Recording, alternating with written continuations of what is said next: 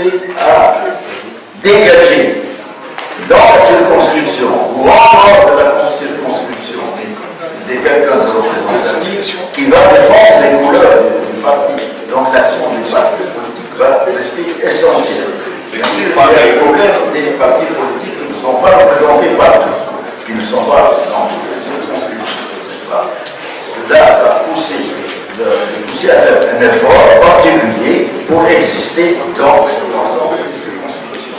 En ce qui concerne l'efficacité, c'est-à-dire c'est un scrutin majoritaire. Or, ce scrutin uninominal du tour est un scrutin majoritaire. Il a été historiquement, depuis tous les temps, adopté par la Grande-Bretagne, qui n'a pas de constitution. Bon, adopté par la Grande-Bretagne, et vous avez des gouvernements des partis qui n'ont que 30 ou 35%, mais qui ont la majorité au Parlement, n'est-ce pas? Qui ont la majorité au point de vue siège. Donc, le système vise à avoir une stabilité politique plutôt qu'une photographie. Proportionnelle tend à avoir une photographie à une image du pays. Ce qui est certain, c'est qu'il n'existe pas un mode de scrutin idéal. D'où la grande diversité des modes.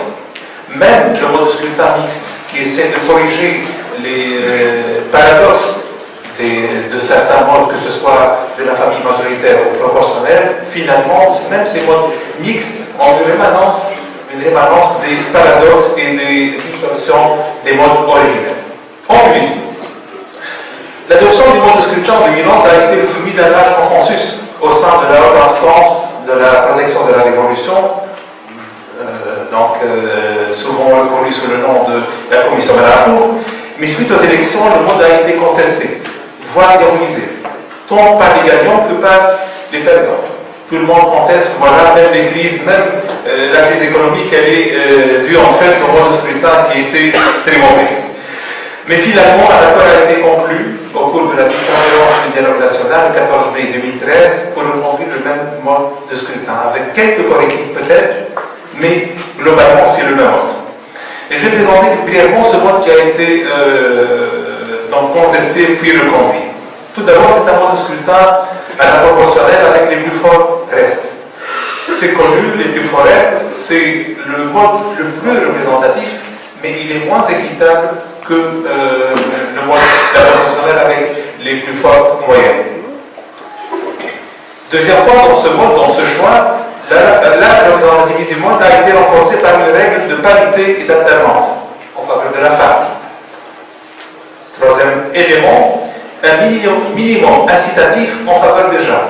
Il y a une disposition qui dispose, les listes essayent d'inclure un jeune de moins de 30 ans dans la liste. C'était une disposition incitative.